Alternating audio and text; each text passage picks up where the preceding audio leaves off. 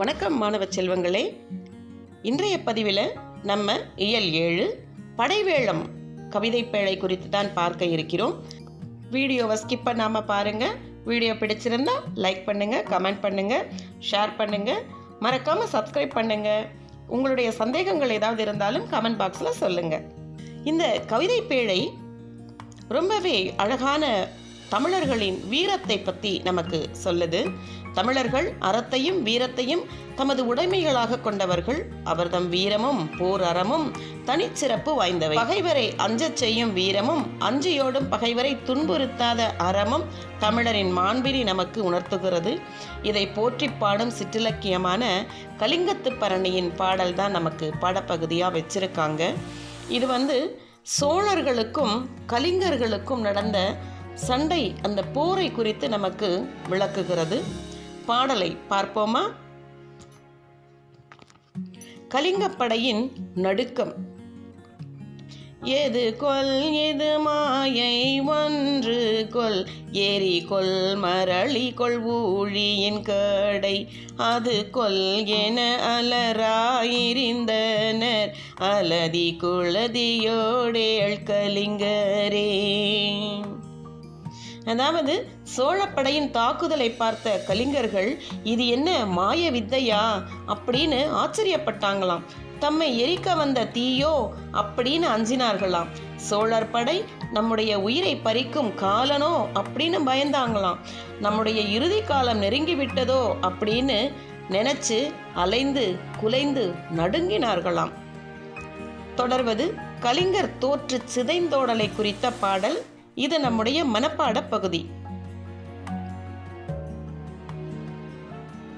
வழிவர் சிலர் கடல் பாய்வர் வெங்கரி, மறைவர் சிலர் வழி தேடி வன்பிலம், இழிவர் சிலர் சிலர் தூறு மண்டுவர், இருவர் ஒரு வழி போகல் இன்றியே,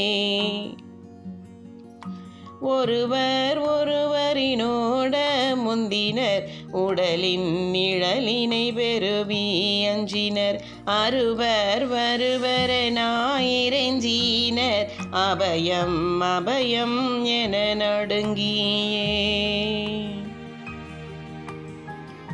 அப்படி நடுங்கிய கலிங்கப்படையினர் படைக்கூட்டத்திலிருந்து விலகி ஓடினாங்களாம். சிலர் கடலில் தாவி குதித்து தப்பித்து கொண்டார்கள்.